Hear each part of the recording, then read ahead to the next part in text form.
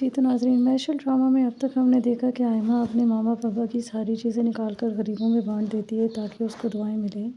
وہیں دوسری طرف عبد الرحمن اپنے جانے کی تیاری کر رہا ہوتا ہے۔ مانی اس سے کہتا ہے کہ تمہیں یہیں پہ رکنا چاہیے تھا، آئمہ کو تمہاری ضرورت ہے، جس کے بعد وہ کہتا ہے آئمہ کو میری کوئی ضرورت نہیں ہے۔ وہ اس سے کہتا ہے کہ کچھ باتیں کہی نہیں جاتی بلکہ محسوس کی جاتی ہے، تمہیں خواہ ایسا لگ رہا ہے۔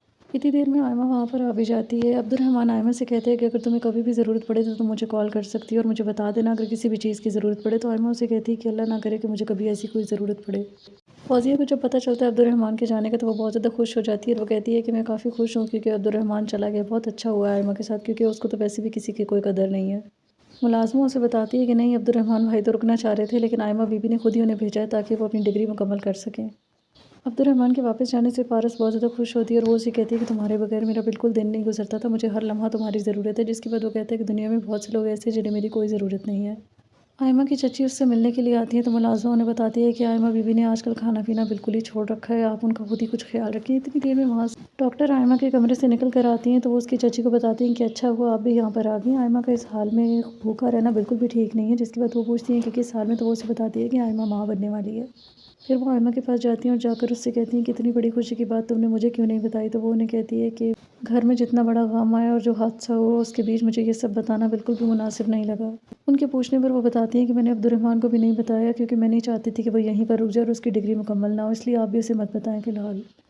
مانی آئمہ کے پاس آتا ہے اسے مبارکباد دینے کے لیے۔ جب سے اسے پتہ چلا ہوتا ہے کہ آئمہ ماں بننے والی ہے تو وہ اسے مبارکباد دینے آتا ہے اور ساتھ ہی اسے کہتا ہے کہ یہ خوشی تم نے اپنے دوستوں سے کیوں چھپائی، دوستوں سے تو تمہیں شیئر کرنا ہی چاہیے تھا۔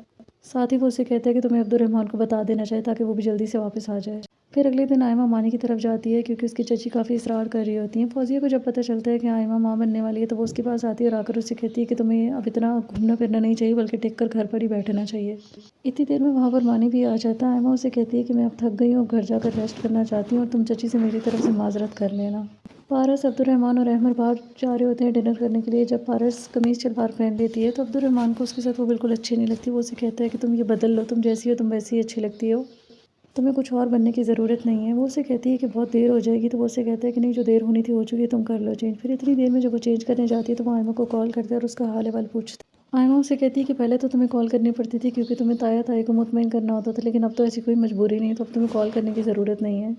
وہ اسے بتاتا ہے کہ میں نے تمہارے لیے گفٹ لیا ہے کیونکہ میں نے پارس کے لیے بھی لیا تھا تو سوچا تمہارے لیے بھی لے لوں، جس کے بعد وہ کہتی ہے کہ تمہیں میرے ساتھ یہ ہمدردی کرنے کی ضرورت نہیں ہے۔ تو کیا آئمہ عبد الرحمن کو اپنے بچے کے بارے میں بتائے گی یا نہیں بتائے گی، یہ ہمیں دیکھنے کو ملے گا اس ڈرامے کے آنے والے ایپیسوڈ میں۔ تو دیکھتے رہیے ڈرامہ سیریل میشر اور مزید اپڈیٹس کے لیے میرے چینل کو لائک اینڈ سبسکرائب ضرور کریں۔ اللہ حافظ۔